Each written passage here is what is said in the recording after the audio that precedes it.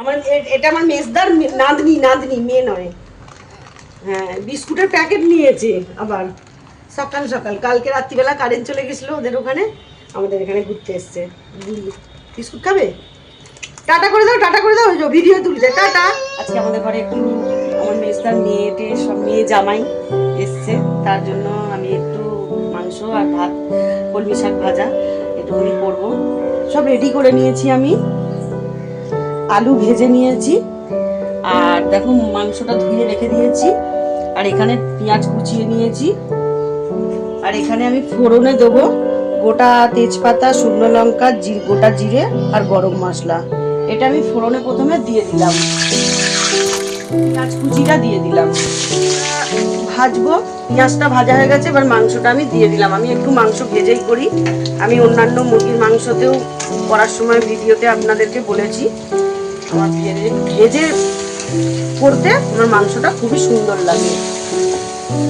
মাংসটা আমার ভাজা হয়ে গেছে, আমি মশলাটা দিয়ে দিলাম। মশলাটার মধ্যে আছে কাঁচা লঙ্কা বাটা, আদা রসুন বাটা, আর কাশ্মীরি লঙ্কার গুঁড়ো আর টক দই, দিচ্ছি জিরে গুঁড়ো, হলুদ গুঁড়ো, এই জিরে গুঁড়ো, ধনে গুঁড়োটা, এটা হলুদ গুঁড়ো, ব্যাস, আর কিছু দেবো না। মাংসটা একটু কষে দিলাম, এখনো হয়নি কষা, আর একটু হবে। ভাতটা নামিয়ে দেবো, ভাত হয়ে গেছে, কষা হয়ে গেছে, জলটা ঢেলে দিলাম।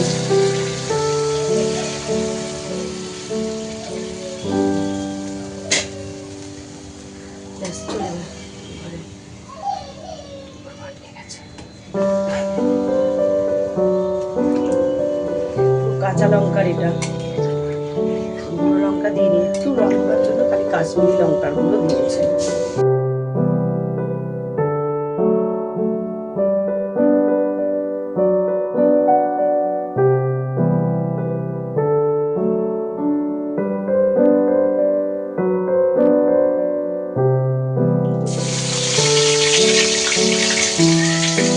ভাজা হয়ে গেছে, আমি পেঁয়াজ কুচিটা দিয়ে দিলাম,